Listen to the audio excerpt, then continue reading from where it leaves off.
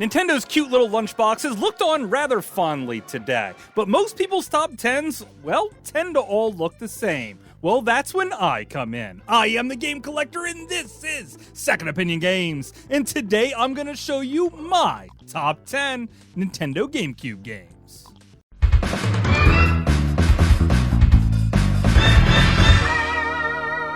Second Opinion Games. Number 10, Legend of Zelda 4 Swords Adventures. That's right, my favorite Zelda title for the GameCube, a system that had almost every single Zelda game on it, is 4 Swords Adventures. And that's because you could play it with a friend. And you could not only play with a friend, but you could system link, 5 GameCubes together? Of course, you need the Game Boy Advance players to go on the bottom, and each person has their own TV, because this whole thing is a bit of a competition, as well as all working together to solve the puzzles that you need to solve to progress through the game. It can also be played entirely by yourself, meaning that if you don't have the friends there, well, you're still gonna have a terrific time.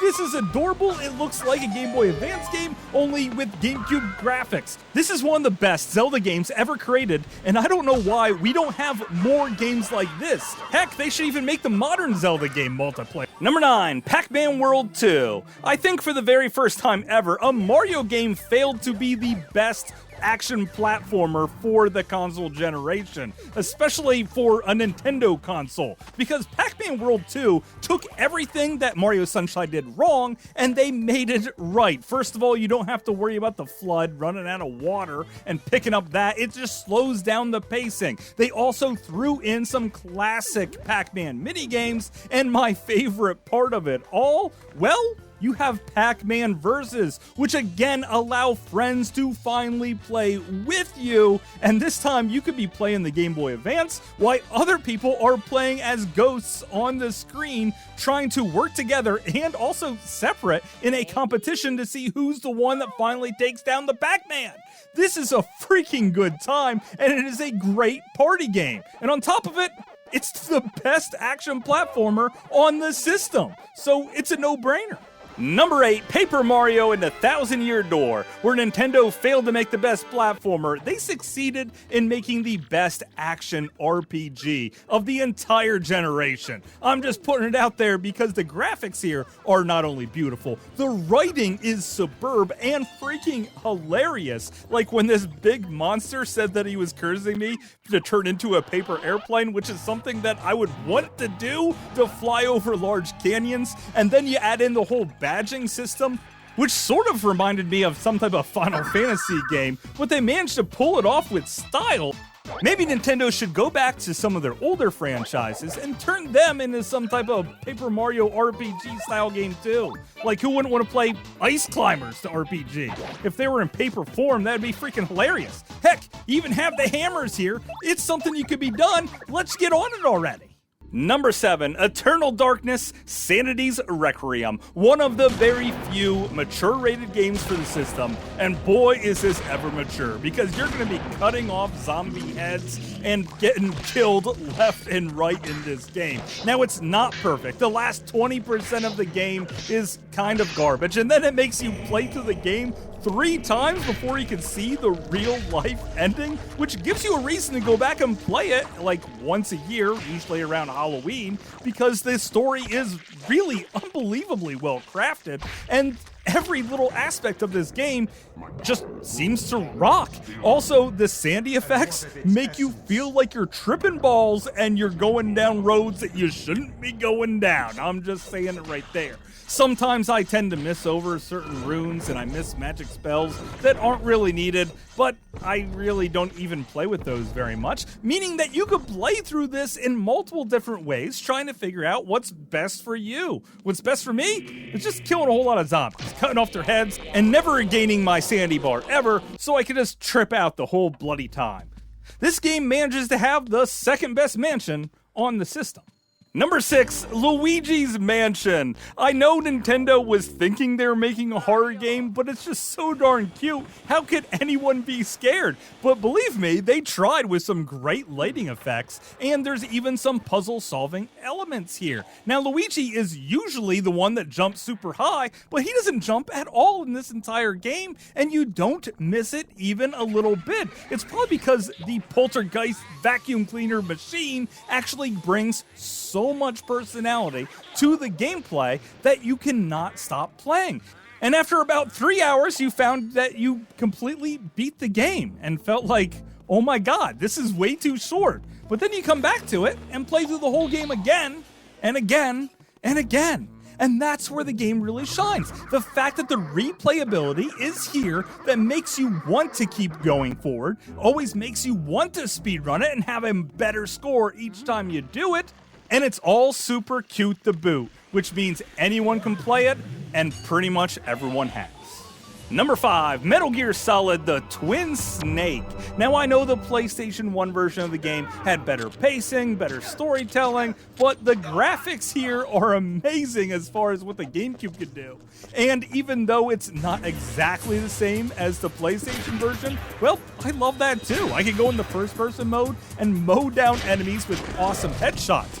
Sure, it takes using the sniper rifle pretty much completely out of the game. You could play through the whole game with a pistol, or maybe not even kill anyone. Heck, throw down some nudie magazines and have some of these genetically super soldier people just stop what they're doing and stare at Sniper Wolf. It's pretty hilarious. Or maybe even run around like Rambo with a machine gun out the whole time and mow everyone down. This is not the way the game's supposed to be played. Of course, all the unlockables are still in the game, so after you play through it once, you can explore new ways to play through the game. It was for the people that played Metal Gear Solid on the PlayStation 1 to death and wanted just a little bit more of it with some slightly cleaned up graphics and a way to break the entire game. Hey, it's up to you whether or not you want to play it like that after all, and you know what? I do. Number 4, Beautiful Joe. Coming off of way too long a period of time in my life where I didn't play any 2D games at all, this little one came along and completely blew me away with its cel-shaded graphics, and also the ability to slow down time to deal out some extra damage, and maybe speed up time to set things on fire, and even a zoom-in feature to do other stuff, puzzle-solving elements that's over the top, as well as unlockable characters that change the way the game is played. Well, in theory, there's a little bit of dialogue that's changed, but that's really it, and it didn't have to do anything else to have a beautiful and a completely fun experience. Now, I know there's been other Beautiful Joe games since this one, but this has always been my favorite one, and it is always one I will keep coming back to. I think it was up to this game to show that 2D games can exist on a modern platform, and that's probably why we saw such a big resurgence in them. It's either that or the new Super Mario Brothers game on the DS that brought back Mario into 2D, but I like to think that it all started here. Number 3, Super Monkey Ball. Now, a lot of people love Monkey Target as the main mini game that they play, but I like Monkey Golf because monkeys on a golf course seems to be freaking awesome to me. You gotta give it to Sega. Taking a stupid idea of taking monkeys and put them in the balls and making them run through an obstacle course sounds really stupid. I mean, they could have done it with Sonic, but no, monkeys are a heck of a lot cuter, and they definitely should become Sega's mascot like right freaking now. Of course, later Monkey Ball games really took a decline, but this is them at their peak creativity because some of the obstacle courses here are outright amazing. Sometimes I have to turn the volume all the way down if it's a super hard course because when time starts to run out and I actually feel the panic and I'm afraid to look up at the time because I will fall off the edge and then I cross it over and just win the level at the last possible second is just a massive rush of energy. And that's what this whole game brings you. Just a feeling of accomplishment. Not being able to clear a level for 100 times in a row and then all of a sudden you finally get it makes you feel like a total boss over monkeys and balls. It's stupid and it's genius. Time to throw out an honorable mention here, because this isn't really an import list, but it definitely deserves to be beside Super Monkey Ball as the best action puzzle game. Of course, I'm talking about Karoon Squash, where you play as a little penguin-like bird inside of a helicopter, and you're trying to go through mazes. And piloting the helicopter seems deceptively easy at first, but then when they start throwing springs in there, and then maybe some power-ups like a wind-creating helicopter machine, or maybe even going underwater, boss battles on top of it, flamethrowers, punching bags. Oh my god, this game has it all. And when you 100% complete it, well, then you can play as Little Ball mode. But I'm getting ahead of myself, because first you have to crush your way through this epic game, and I am telling you what, it is not gonna be easy. It might be a little bit easier if you happen to know the language, but even for someone that doesn't, you could totally ace your way through it. If you do, maybe you can figure out the power-ups that give you a couple more hearts so you can actually beat like the last level of the game, which is just something that's gonna kill you, but this definitely deserves to be here on the list.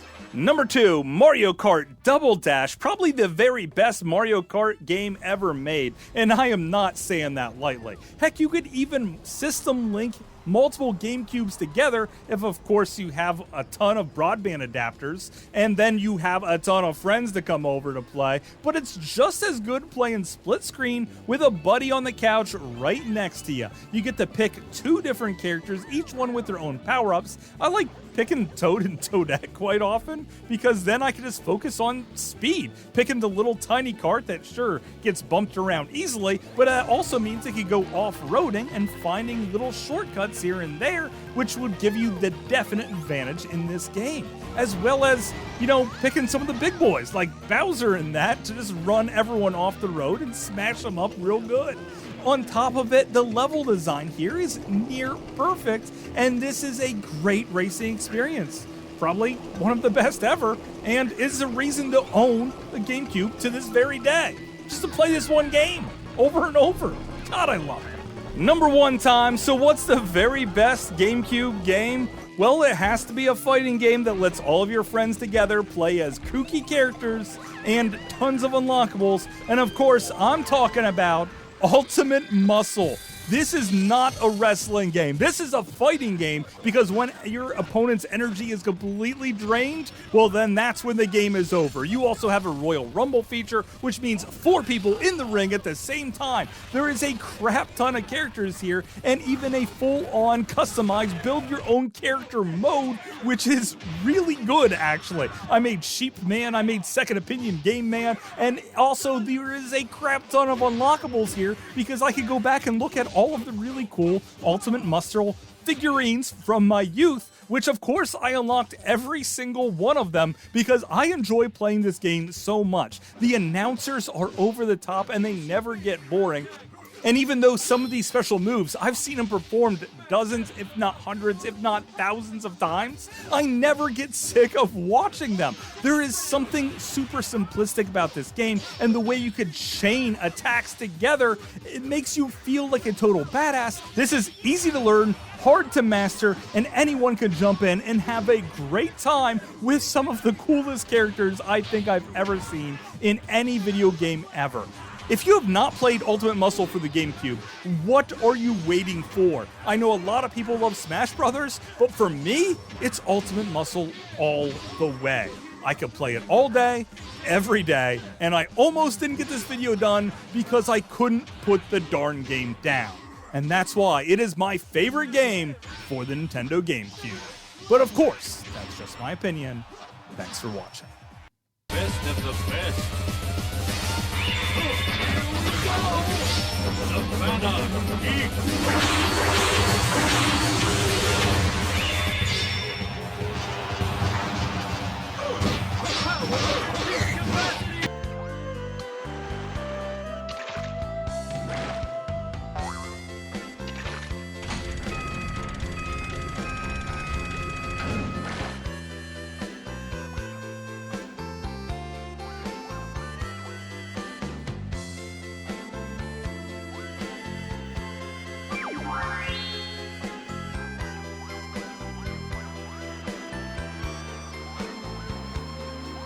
Hopefully you guys enjoyed this list. I had a great time playing, especially Mario Kart Double Dash, Karoon Squash, Ultimate Muscle, Beautiful. I mean, all of them. They're such great games. How the Nintendo GameCube failed so badly at the time is completely beside me, but it seems to be making up for it now because people really love the GameCube and they don't even care really that much about the PlayStation 2 or heck, the original Xbox at all. So if I missed over your favorite GameCube game, let me know in the comment box down below. Of course, I could have put Resident Evil here, but I thought it was just a little bit better on the Wii. So maybe I missed out on a really good game or two. I'm really hoping I did. So maybe I'll make a follow-up video on your favorite choices. So until later, I will see you again, guys.